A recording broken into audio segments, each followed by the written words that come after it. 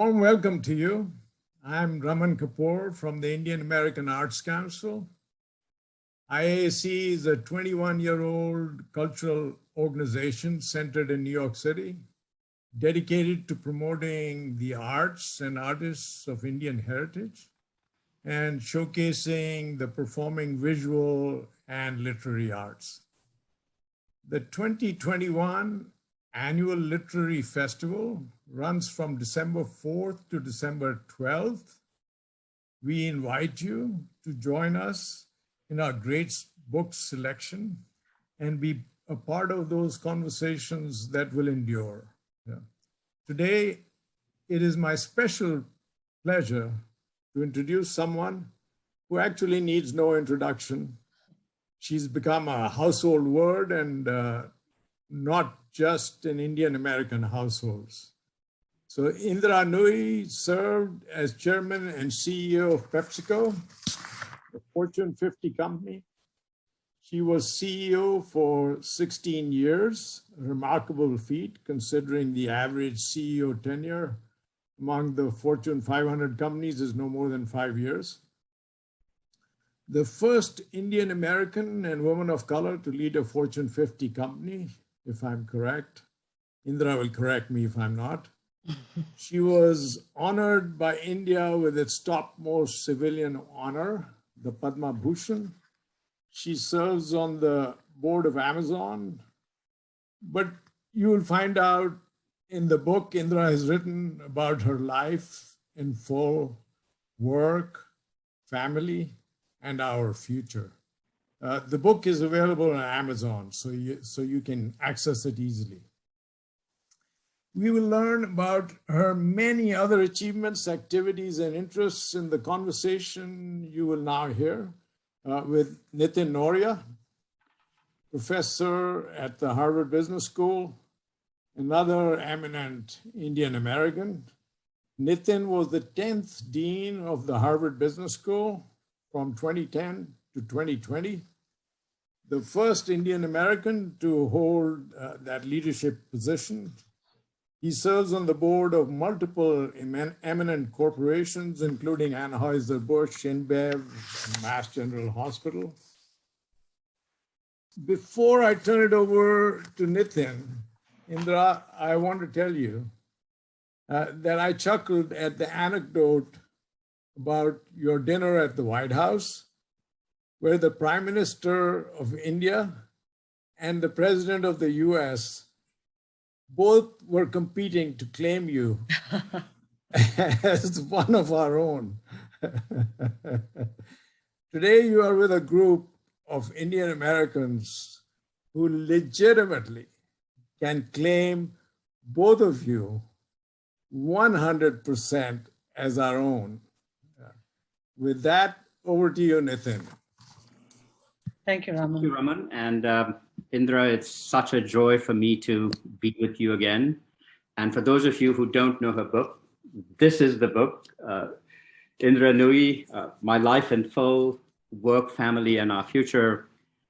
I can't tell you how much I enjoyed reading this book because it also, as inevitably, I think great books make you think about your own life and your own journey. And there were so many places in your book where I thought about my own life and it forced me to think about it. So thank you for sharing this wonderful look at your own life and through that an opportunity for each of us to reflect on our own. Thank you, Nitin, and I hope you're going to write your book. It's a very, very interesting story and it should be told. No, your book is now makes it too daunting for anyone else to write such a book. So, look, what I loved about your book is, you start with your childhood, and I could just visualize this, your home in Madras with this magical big swing in the middle of it, made of rosewood, I understand. And so tell us a little bit bring us into your home and tell us a little bit about your childhood. And, people say that the values that we have in our life, in the end, are first embedded in our childhood. So bring us into your childhood and tell us about your childhood and what you learned during your childhood. Yeah, so to put in context, I was born 8 years after India got independence. So very early in the new free India I was born in. And I was born in the South, which was very, very conservative, and into a family where, even though we had a big house because my grandfather took all his pension money and put it into this house, we had to rent out many parts of the house because, we needed the income to live. And the house itself wasn't really furnished as such. We had the big swing in the living room. Everybody used the swing as the primary furniture. In most other rooms, there were pieces of furniture, but not quite matched. But nobody cared. I never thought about it until I came to the US and started to look at matched furniture or coordinated furniture. I was happy with what we had. But the house was part of a large ecosystem of cousins and aunts and uncles. And the doors were always open. Anybody could pop in. They always got a snack or a cup of coffee. So it was one of those open homes where everybody was welcome all the time. There was always life in the house. And a home where the men felt the women should be treated exactly like the boys. So the girls should be allowed to study, dream big, soar, do whatever, don't hold them back. And then a mother who thought that, yeah, all that's good, but I also need to make sure they get married at age 18, because that's what society expected those days. So all the women would be sitting on the swing looking at horoscopes to match all eligible girls with eligible boys. So that's what we heard on the 1 year, you're getting married at age 18 to one of these random guys that we're going to pull out of this list. And on the other side, you're hearing dream big, soar, you can be anything you want. So there was this brake and the accelerator both going on at the same time. But the good news is that the accelerator won over. We were allowed to do whatever we wanted, as long as we followed the rules of the house, which we always did. And my older sister Chandrika and my younger brother Nandu, the three of us, somehow did quite well growing up in that environment, because we had that foundation of the family that gave us a great base from which to grow. And I always say I'm a product of my upbringing. Yeah, it feels like, your early roots and this very close-knit family on the one hand, and yet as we all grew up in India with a larger family that seems to become a part of our family, I think it was such an important part of your upbringing. I was struck by a couple of things in that part of your book, the importance of the phrase Mata Pita Guru Devam, and even this idea that, encouragement was in the form of, yes, you've done well, but you can always do a little bit better. Always. And it's terrible. I mean, it was always, they were never happy with what we turned out. Never happy. If you got 100 in math, it's because the test was too easy. If you got 98 in geography, it's because in the middle of dances, you were another dance. So I don't believe we ever got compliments. And we never got a hug and said, I love you. That word never existed in our vocabulary. Love was assumed. Love was assumed. Indra, do you think that this pushed you both to excel for yourself, but has also made you a more demanding boss? I don't know. It's possible. But, in those days, our family was not unique. All the other families in our community were exactly the same. In fact, when the parents got together, all that they did was talk about the kids' grades. That's all. Everybody pulled out the report cards and said, oh my God, your son has a problem in this subject. My daughter has a problem in this subject. That is all the conversation that happened for the first half hour. And so when you grow up in that environment, you realize that you're not growing up in an unusual home. That is how households were those days. That's how parents were those days. My luck was that I had a grandfather who nurtured us, supported us, and developed us. But he did tell us that if you promise to deliver something, I don't care if you're dying, you better deliver it. Reliability is everything. And if you stop learning, you'll atrophy. And he said, always do things to the absolute best of your ability. And when I later on became CEO, I followed those rules. I felt that I had to push people to improve the standard of their output, because, if I didn't raise their bar, who's going to? So I don't know if I was a demanding boss. I was a boss with high standards. Yeah. If you call that demanding, I'll take it. No, I have, as I was reading about your childhood and that phrase, I was struck by the fact that, these days in parenting, they say, the first thing you should say to your children is, I love you, and how they excel at everything. And neither of us grew up that way. And I think no, not at all. Not at all. It made me sometimes wonder, whether we're better for that kind of childhood, or whether I don't know, Nitin. I think sometimes our kids tell us that we were too tough on them, especially our first kids tell us that we were too tough on them. Can't do anything about the past. It's over. Got to move forward. Absolutely. So listen, let's move forward and talk about your first job. You spent a good bit of time talking about it at Meta Beardsell, if I got the pronunciation of that right, and the deeply important role that these two early people played in your life, Norman and Mr. Rao.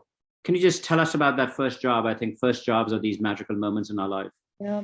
Well, I graduated from IMCAL and went to join Meta Beardsell. It was a Madras-based company, and Madras was a sleepy city those days. Not too many big companies headquartered there. This was a British multinational, relatively small, but British multinational.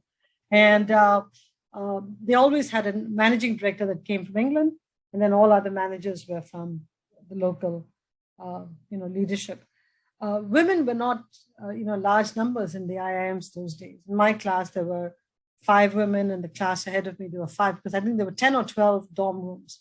So they recruited as many women as they could, just fill that dorm room, nothing else. And so when we went into the workplace, we were among the early women in the workplace. So in Meta Beardsell, I was the first woman from a business school to come to work. And so Norman Wade had just come in there, thought that was interesting that Meta Beardsell had hired a woman from IMCAL, and she accepted to come to work in this British company that was very narrow in its offering. And S.L. Rao, who hired me, said, hey, I want to develop this person because all the men tried to talk over her in the interview and she pushed them back. So there must be something there. So you had these 2 men who were both, S.L. Rao was known for his tough style and high standards. And you had Norman Wade, of course, we all revered these British guys who came, whatever their caliber was. So you had these 2 people who were at least 3 levels above me, taking a particular interest in me, much to the surprise of many other people around me. But I couldn't do anything about it. If Norman Wade shows up home, what am I going to say? Don't come home? He came home. And if S.L. Rao stopped by my desk to say, how's it going? I had to give him an answer. A lot of people in the company wondered what the hell was going on, but unbelievable mentors. I love the story about how from there you went to Johnson & Johnson, and both of them were quite encouraging of you. Yeah. And then at some point you wanted to, you had this big promotion, but you also had this opportunity to go to Yale. And at that time, Norman Wade says, if you were my, I really want you to come back to my company, but if you were my daughter, I would tell you to go to Yale. So you go to Yale, and this is the first time when you now leave India and you begin to embrace and be a part of this country. I was struck by the years at Yale. Family is, of course, such an important part of our upbringing, but it looked like at Yale, the importance of friendships seems to have become something that you focused on. Like you describe your friends in a very warm and wonderful way when you describe your Yale years. So can you talk about those friendships and in general, how you think about the role of friendship in life? Because this is a book, what I liked about this book is that it tells us a lot about our careers, but it also tells us about all the other things that make up our life. I think family, traditional family, parents, grandparents, cousins, that was the way I grew up in India. You come to the US and there is no traditional family support right here. So you evolve social infrastructure, if you want to call it that, a support system based on friends. Friends who support you, who pick you up when you're down, give you advice when you need it, take you in their car to the grocery store when you need it, bring you a tablet when you have a headache. Little things that family members did for you, friends did that. And so in a way, the family in India was replaced by this group of friends in my 2 years at Yale. And they were simply amazing. And I would extrapolate from that, Nitin, and say in today's world where many people are not in these traditional families, where nuclear families are much smaller, lots of single parent families, we have to recreate these social infrastructures and communities. Because if we don't create those, people are going to be incredibly lonely. And I look at my life at Yale and say, it was a glorious time for those relationships we built there. Especially being in that horrible dorm called Helen Hadley Hall that I described in some detail. What made up for it was the spirit inside the dorm. The big hearts, the great smells, the cuisines, the languages brought the whole world together in that drab hall. it looks like the other thing that these friends gave you is that they introduced you to the person who would then become your husband. So maybe you Well, they didn't introduce me. I met him on my own. But what these people did was help me ease into the American culture. They taught me baseball. They taught me the language of sports. They taught me everything American in a low risk environment.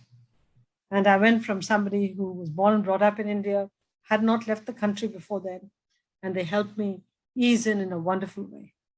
So I'm grateful to all of them. Still keep in touch with them. Yeah, I know that you've become an extraordinary fan of the Yankees. And as you were telling your stories, I was reminded of Fred Feinberg, who was equally a person whom I met as a friend when I first came to MIT, who, I knew none of these American sports, and very quickly I became, diehard fan of the Patriots, of the Celtics, I remember. of the Red Sox. And so these are stories where you just realize how much these friends were an important part of our passage to becoming, to feel like we were welcome in this country and to become a part of it.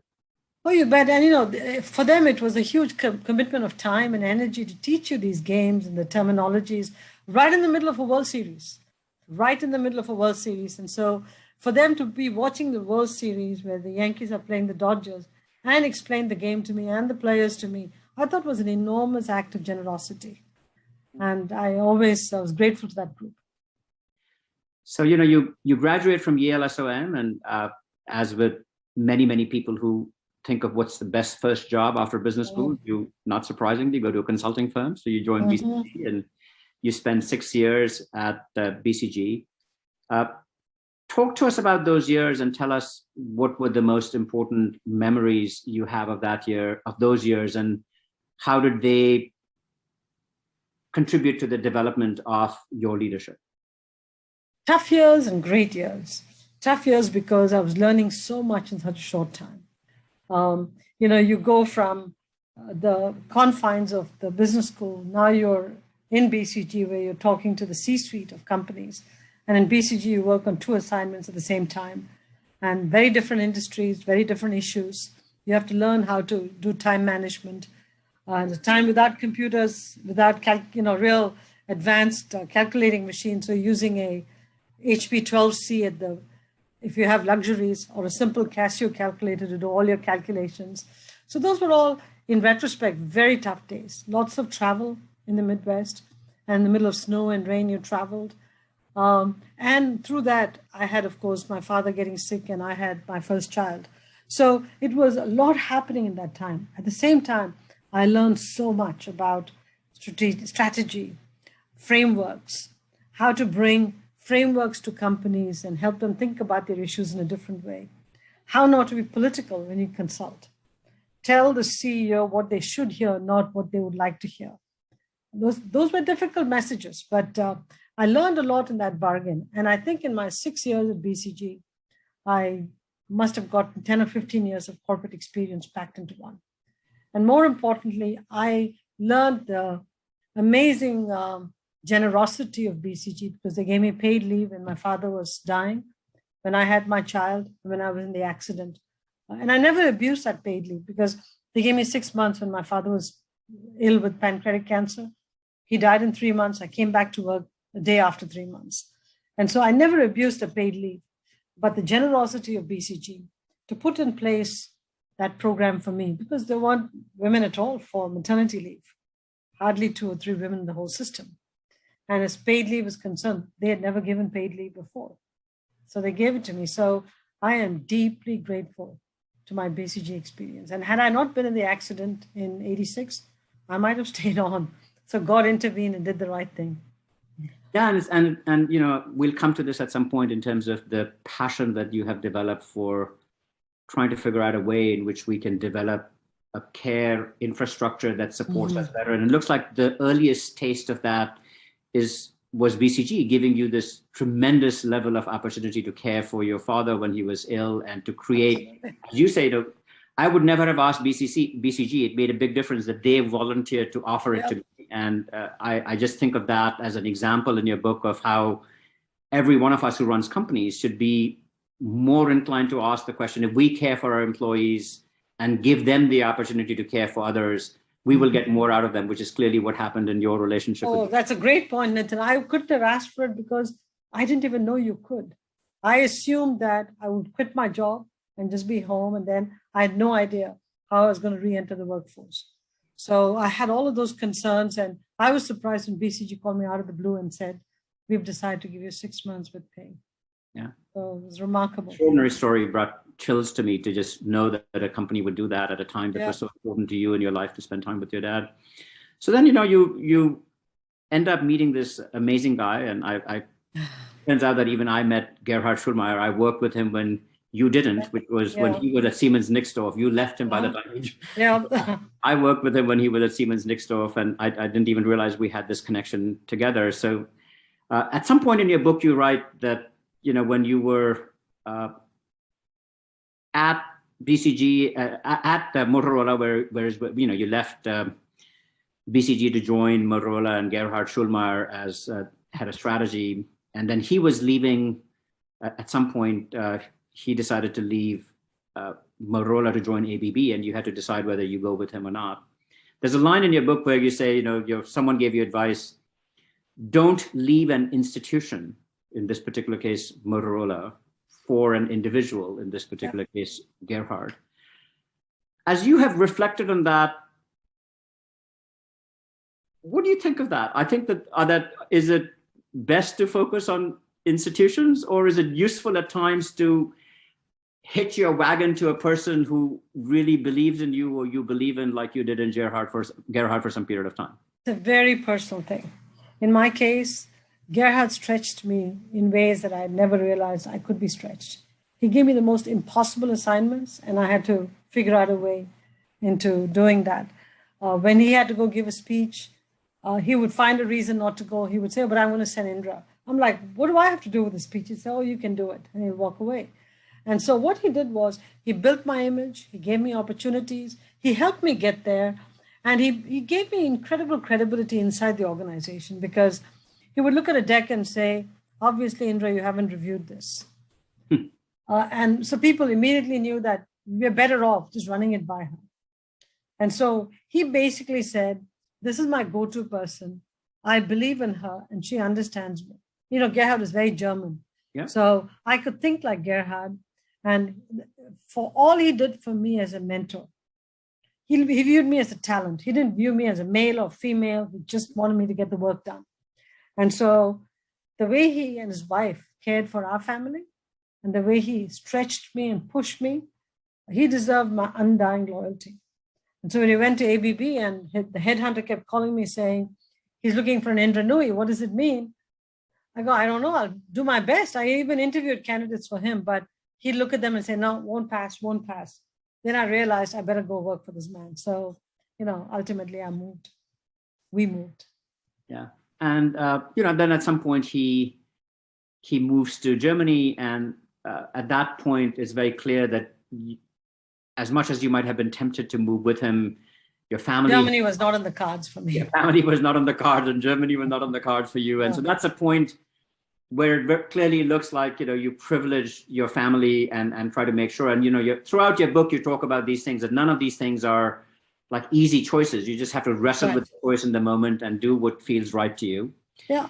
And you consult your spouse. I talked to Raj extensively at that time, and we both decided that with 2 kids and Raj fully settled in this job, now is not the time to go to Germany, and we'll take our chances. I'll go find something else to do, but I'm not going to Germany. Yeah. And there's a certain sense in which you can see this turn taking that sometimes happen if you have, a partner who's also working, which is he moved from Chicago when you thought the right answer was to move to ABB. And then when the next thing happened, you stayed and you found the next great opportunity for you. And it happened to be the company that you were very skeptical of. I was sort of so struck. I never realized when you were first approached by Pepsi, how skeptical you were about joining Pepsi. Maybe everybody thinks that you were just naturally always born to become the leader of PepsiCo. So do you want to tell us about the story of how skeptical you were about PepsiCo? And how I was a technologist. I was a chemist by undergraduate degree, and I loved technology. And ABB gave me big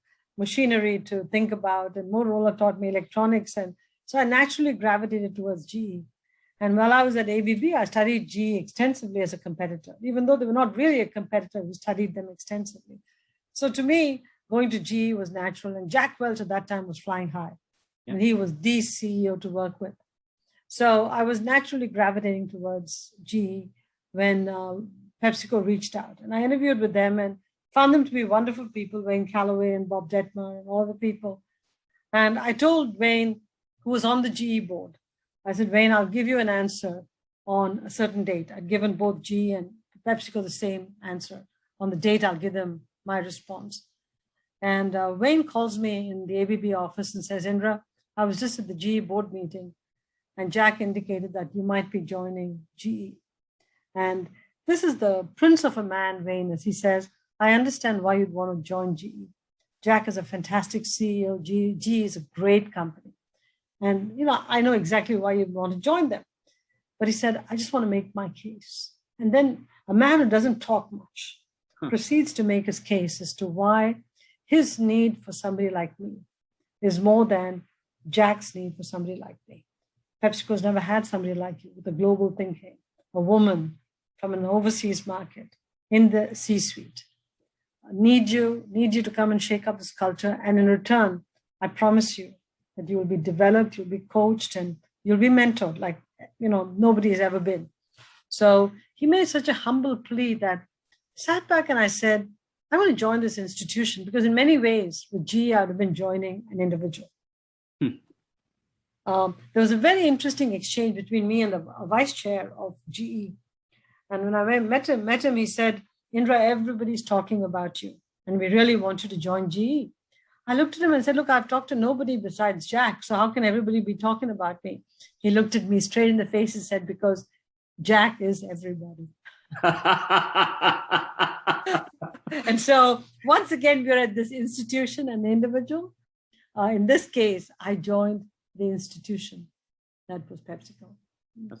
That's a wonderful, wonderful story. So there's a line about that you write about when you joined PepsiCo, which is you say, white American men held 15 of the top 15 jobs when I joined PepsiCo. From that moment to becoming the first Indian American CEO and woman to run a company like that. Yeah. Tell us how that journey occurred, because it didn't play out quite the way you thought it would, right? At various times you thought you would go run a P&L, but you ended up staying in strategy, then you became CFO. So give us a little bit of how you join a company where you don't look like you're from central casting at all, and then you end up becoming the central person.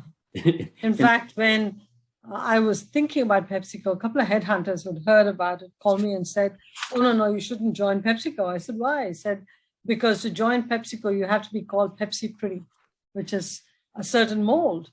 But let me give you the flip side, Nitin. That was the ideal C-suite executive in corporate America those days. Yeah.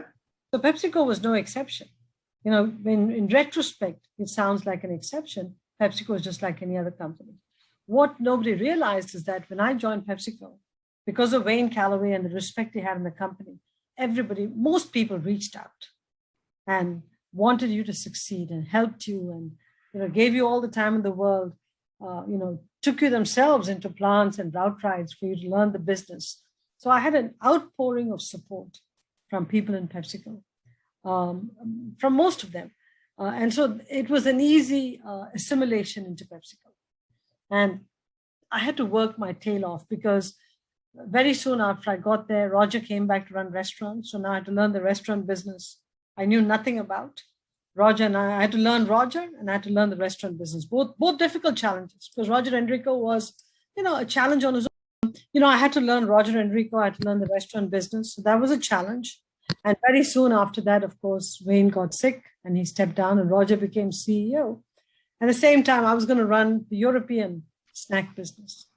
And Roger one day came to me and said, I canceled your move because I have lots of operating executives, but I have no strategy executives. So I need you to stay and help me think through the future of the company. And pretty soon I was there, wedded to PepsiCo purchase, working with Roger, transforming this company, getting rid of restaurants, bottling, buying Tropicana, buying Quaker Oats. It was one of the most hectic periods in my life. And, Roger was a tough boss, very interesting boss. He took to very few people, but he took to me. And so, I was willing to do all that I needed to do to further the company because my boss believed in me and my colleagues believed in me. You seem to have had this pattern throughout your career that somehow the people who were your bosses, as you yourself know, all of them men, all of them male mentors, really seemed to believe in you, gave you opportunities that were demanding. You seem to rise to those opportunities, but they invested a lot in you. Have you ever thought about what is it about you that leads people to have that willingness to invest in you? And because I think I actually think it's much more about you than it is about them. Well, Nitin, in retrospect, I've been thinking about this a lot, especially as I managed a lot of people through my time at PepsiCo and even now. The amount of effort I put into my job was unbelievable. I gave up a lot to deliver a great product. And I was singularly focused on one thing. Once I turned in a product to my boss, I wanted the product to be almost perfect. You can make small changes in the margin, but I should be able to anticipate what the project needed, not what you need, what the project needs, give you a great product. And for you to say, if Indra has done it, I don't need to check it. I wanted them to have that level of comfort. And the other thing I always did was, if I saw them give a presentation or something like that, I'd look to see where they struggled. And I would go engineer all of the transitions to make life easier for them. So what they saw in me, somebody who turned in a very high quality product, who made their life easier. And they knew that they could count on me for anything. And they had my complete and total loyalty, not blind loyalty, because if I didn't like something, I would go in there and I wouldn't stop until they heard me. Roger would always say she's like a dog with a bone, because if I got my teeth into something which I thought had to change, I would be back in his office every which way, reconceptualizing the situation and saying, we got to look at this, we've got to look at this. I'll wear him down. He was my next door neighbor, so I could easily wear him down by dropping stuff off in his mailbox. And so, it's not that I did what they wanted me to do, but when I was asked to solve a problem, I redefined the problem in a much more expansive way and gave them a complete solution with, checking the facts, checking the presentation, everything end to end. So they never had to worry. When was the first time that you imagined that one day you could be CEO of Pepsi? Was there a moment when that even became a possibility, or was it at some point, when you were asked to take on the role, it was still a surprise? I knew the CEO job because I was working so closely with Roger and so closely with Steve. So I knew everything about the job. And both Roger and Steve involved me in everything they were doing. So I felt an integral part of the CEO's office. I knew about every business, every lever of every business, every partner, every bottling partner I knew. I knew our competitors. There isn't a thing about the business that I didn't really know. On the other hand, Steve was very young when he stepped down. He did it because he wanted to be with his family in Dallas. So he's a very, very upright person who believed that his family came first. And so he shocked me when he said he's stepping down. Never expected him to step down so early. And so he and I had a great relationship. And when he walked into my house that Monday morning and said, this weekend, the board's going to meet and vote you in as CEO, go off and get everything done. I'm like, why are you stepping down? Or as my mother said, let me call him. He listens to me. I'll tell him to stay on. You don't need this job. But I think that none of us expected Steve to step down when he did. Nobody. So, but once you become CEO, you're it. You just have to, go on. Your time as CEO at Pepsi is so defined by something that now, of course, everybody talks about, which is the importance of purpose has grown in the last 20 years. But when you first introduced this idea of performance with purpose, it was a new idea. What was the inspiration for that idea? it's not like you just got immediate approval for it. Today, when CEOs talk about it, everybody applauds them on the back. You had, you had people come at you and say, just let's focus on the core Pepsi business. And you had, people who wanted to say as activists that this was the right, that this was, so you had a fair number of skeptics along the way. So tell us about where you derived that conviction for and how you drove that idea in your time as a leader of PepsiCo. The big difference between what I was doing and what people are doing now. Today, purpose is viewed as a special program that companies have to undertake. Okay, people are trying to figure out how to do purpose management. For me, purpose was what we needed to do to future-proof the company. And purpose was not a word. Purpose was 3 main planks: transforming the product portfolio, worrying about our impact on the environment, and worrying about our people. And had we not done those 3, our growth would have been severely curtailed and our costs would have gone up, because had we not transformed the portfolio, we wouldn't have kept growing. Had we not worried about the environmental footprint, our costs would have gone up. And worse still, we would not have had a license to operate in many societies around the world. And at a time when most young, talented people wanted to go into consulting or tech industry or Wall Street, we needed them to come to sleepy old CPG. So we had to create a completely different environment in the company.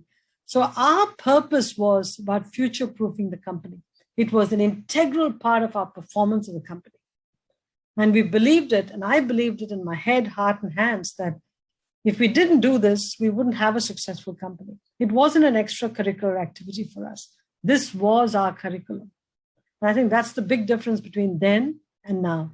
Today it's viewed as, oh my God, ESG metrics. You can't look at it as ESG metrics. You've got to look at what kind of a company do you want to run that leaves a positive impact on society. That's the way you've got to think about it.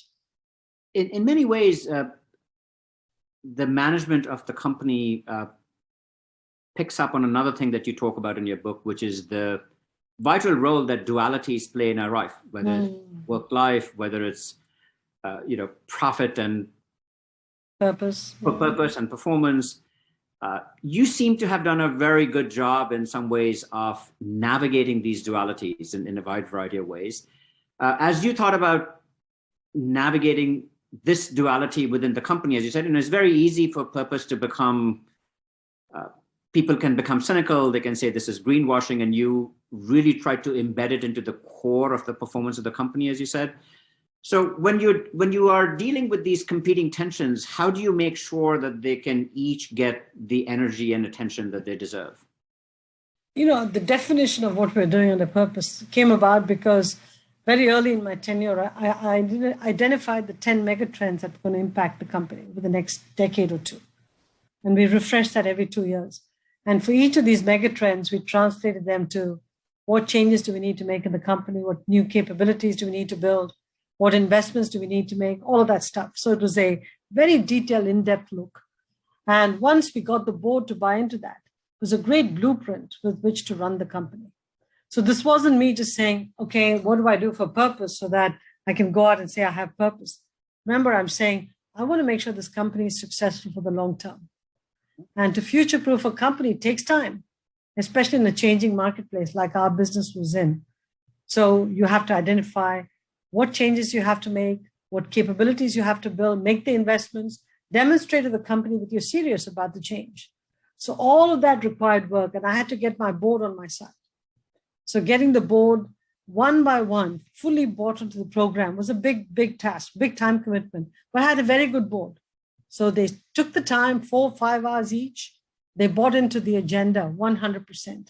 So it was easy for me to go and retool the company and get buy-in inside the company. And even though I had activists, I had investors who questioned me, I knew that if you wanted to change direction, you had to get a different CEO, because I wasn't going to do anything different than performance and purpose. And the board had bought into it. So the board was very comfortable with the direction. The combination of the two allowed us to keep going that way. What did you learn about what it takes to be an effective CEO? Like just that particular job as a leader, which is a unique job. There's only one of those in a company. What did you learn about what it takes to be effective in that role versus all the other leadership roles that you've had. What's different about the CEO's job and what it takes to be effective in it relative to the other jobs? First of all, it's a very difficult job. I mean, anybody who thinks a CEO job is a cakewalk is joking. It's a very difficult job because you're in the public eye and the private eye inside your company all the time. And so you've got to take your game up all the time, because I mentioned in the book too, the distance between number one and number two is a constant. So if you want to lift the company, you've got to lift yourself. So the job of the CEO is to manage the company well, anticipate the future, and be a lifelong student. So you can adapt and adopt all the technologies around the world that could come and impact your business. So it's a big job. CEOs have to be supremely competent. Supremely competent. You cannot be a CEO because of good looks or your charisma or whatever. You've got to be supremely competent as a core, and you've got to have incredible courage and confidence. If you don't have a backbone and the resilience to do the job, I don't think you should be CEO, because it's just Steve said one thing to me. He said, "Look, Indra, when you come into PepsiCo every morning, we always get off at the flagpole and we walk up the flagstone walkway to come into PepsiCo." He said, "Everybody in the building is looking at you. So even if everything is looking bleak, walk with your head held high and smile." Very good advice. I did that for a few days and I said, you know what, I'm going to drive right up to the front door. Even though nobody else is allowed to drive up, I'm driving up, because there were days that things were tough. And I didn't want to walk straight because I was down. So I just walked in and I, gave vent to how I felt behind my closed doors. Being CEO is tough. And you know what's tough for? You can't talk to anybody about it. You can't talk to your peers. You can't talk to people who report to you because they report to you. And if you go home and talk to your spouse, the little time you have with your spouse, the last thing you want to do is to discuss your problems at work. So, and then if you had to follow your mother's advice, leave your crown in the garage. In the garage. So you've got to have humility with your power. Okay. And so I come back and say that CEOs are lonely jobs, and you've got to be very strong and very resilient if you want to take on a CEO job, especially of a large multinational operating in 180 countries and market capitalization of $160 billion. That's a huge company in retrospect. Indra, you had such an extraordinary performance record at Pepsi, and all of the ways in which you actually managed to make real this idea of performance with purpose. But as you have stepped away from the job now, is there any surprising sense of feeling good about what you did? Like, is there something that you say, I would never have guessed that this is what I would feel as happy about in my time as CEO as I now feel?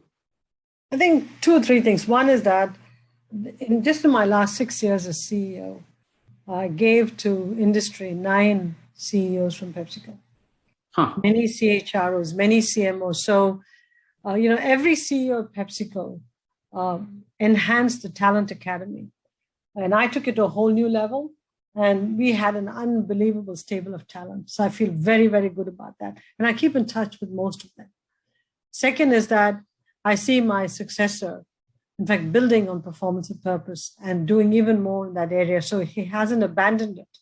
Even though every CEO can put their own mark on the company, I don't say anything. I'm just watching. I'm a big shareholder in PepsiCo. I'm proud of what Ramon is doing.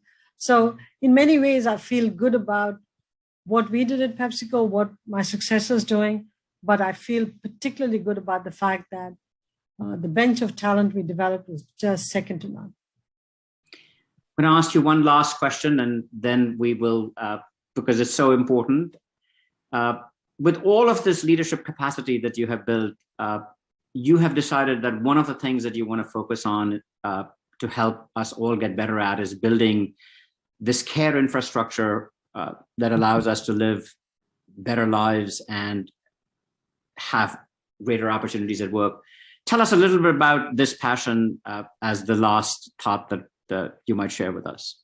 I mean, look, I saw a lot of women coming into the workforce and then leaving about the 2nd or 3rd level because they just didn't know how to balance work and family. Because we don't have a good childcare system in the country, and it's very expensive. So people always looked at the trade-offs and said, I might as well take a much less stressful job. So we lost a lot of great talent. But the bigger issue is our essential workers, people who work in factories, in hospitals, in retail. Many of them work non-traditional hours. And to them, caregiving becomes a challenge. It costs too much, it's not available.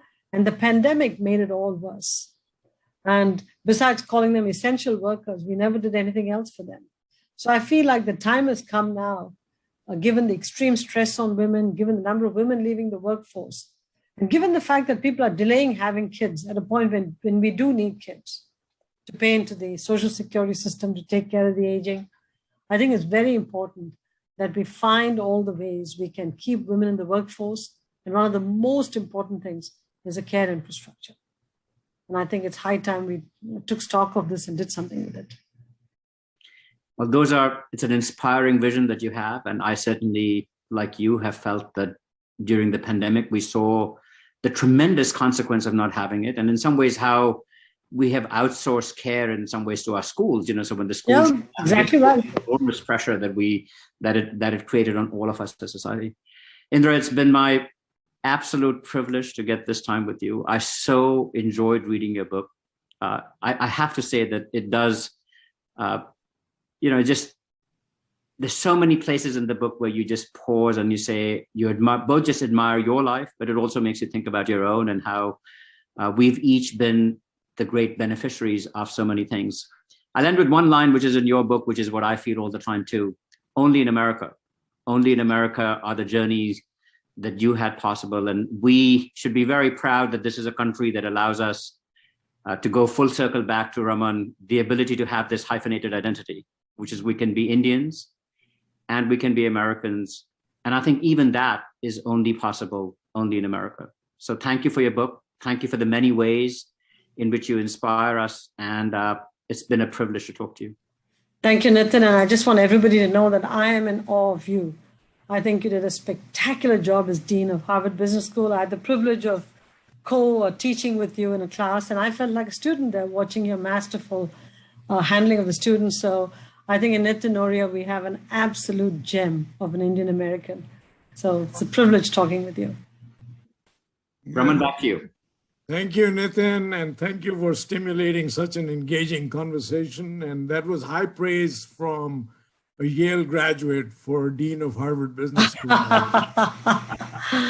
Yeah. So, you're right about it makes you think about your own life. And Indra, I must thank you for being so candid also in your book about your anxieties, because including that first interview that you had with ill-fitting clothes, because all of us had the same tailor when we came from India. Very true, very true. So we shared those anxieties. And, one question, Nitin, that you asked regarding being a demanding boss and Indra's thoughts on friendship. I have to tell you, Indra, last night, I actually called somebody who worked for you. And he said, and I said, look, tell me 3 things about Indra that distinguish her from other senior people that you've met. He said there are the three things he pointed out. And Nitin, this is in response to your question. He said, one is a razor sharp mind, which defines problems in ways that you haven't seen. And she thinks much further ahead. And you come back after meeting with her and saying, hey, why didn't I think about that? That's one. The second one he said is compassion. And he pointed, and I said to him, okay, just give me one example. That's it, no more. And he said, she sent a plane to bring the mother of one of our senior managers, she sent the corporate plane to Italy to bring her back for an operation at Columbia Presbyterian. And that was just one example. And the third one that he spontaneously said, and all three were spontaneous, actually, all three comments. He said, you know, she's really a good friend. She values friendships. You know, and as they say in Hindi, dosti nibhana aata hai. You know, so those are, you know, three very creditable, I thought, distinguishing characteristics. And Nitin, those respond to a couple of items that you brought up and you asked Indra about. I thought I'd give you third-party testimony to that. Oh, thank you, Raman. Appreciate it. And one thing I think Nitin did not give you credit for, yeah, which is probably your most consequential achievement, and that is the marriage to Raj. Because I think without that kind of support, very candidly, I'm not sure that anyone can be as successful as you were and still have a family life. So, true. I think without a husband, I wouldn't have had a family. That's for sure. No, without a supportive husband, you wouldn't have had, you know, let's give full credit to Raj, because I met him and he's just a gem of a person. He is. I can guarantee you that. He's wonderful. Yeah. And so let me, you know, Nitin, you've covered everything that needed to be covered and more, and, you know, made us think. It was indeed, as you said, a stimulating conversation that makes you think about your own life and purpose. And Indra, when you have taken on any assignment, it seems as though one of the things you've done in great depth is research. You've always gone into it and studied it and then come up with a thoughtful path forward. So as you look forward to the next phase of your life, how did you prepare for it? Or what have you done? What preparation, what research have you done in order to define that? Some of it got defined for me, Raman, because when I was stepping down, the calls started to come in to be on boards, to teach, to serve on all kinds of commissions. The calls just kept coming because the announcement went out August 14th that I was stepping down and I was going to give up my CEO job October 2nd. Between August 14th and October, the phone was ringing nonstop, and I, was looking at all these offers, not knowing what to do. But I thought, I'd do one board, I'll do one teaching assignment. So I took Amazon, but I didn't do it until February, until I stepped down as chair. Then I took on the teaching assignment to teach up at West Point because I wanted to find a way to say thank you to all those young men and women who guarantee our freedoms. And so I've been doing that now still. It's a 2-year appointment. It's now into my 3rd year. And right after that, the governor of Connecticut, who went to school with me, called me and said, hey, I want you to be the co-chair of the economic development of Connecticut. You don't say no to a classmate and a friend. I said, okay, I'll do it. Then COVID hit and he said, I want you to be chair of Reopen Connecticut. I'm like, okay, I'll be co-chair of Reopen Connecticut. So, I learned a lot in the process. I learned epidemiology, I learned public health, I learned all about COVID and vaccines and masking and contact tracing, all the technologies. I got to sit on all kinds of 7-state coordination committees. I became a wonderful expert because I studied, the job made me study. And so then I started writing the book. So right now, I don't even know that 3 years have passed since I stepped on. 2 years have passed. I have no idea. Time has flown by. And now I have to figure out what to do 2023, 2024. 2022 is already booked. I got to think about 23 and 24. Maybe take a vacation, yeah. Thank you for that.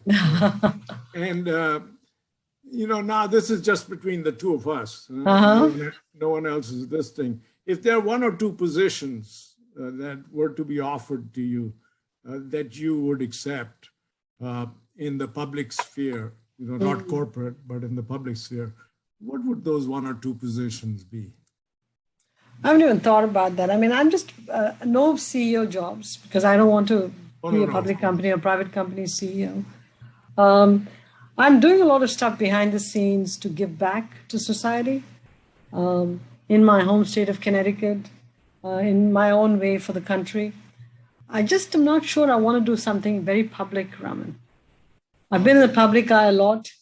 Even with the book, I've been a lot in the public eye. So I want to do something. I'm wired in a way that makes me want to do something, but I'd like to do it away from the public eye. So I just, behind the scenes contribution of any caliber, I mean, any project.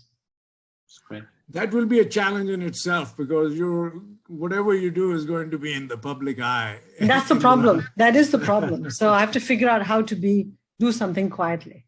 That's a big challenge I have. Well, but you are a public figure and you're a great inspiration. And thank you also for sharing some of these intimate stories, anecdotes about yourself, because it helps us relate to you. So thank you both, Nitin, Indra, terrific insight, into just a marvelous, exciting story. Thank you. We will wait for the feature film. Thank you, Raman. I agree with you on that. I think absolutely 100% not. Nitin, thank you.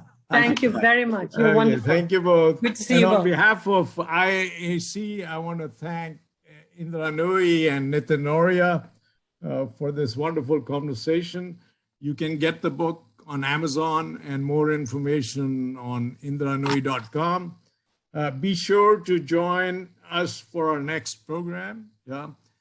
Please check our website, iaac.us, and see you soon. Bye for now. Thank you both. Bye.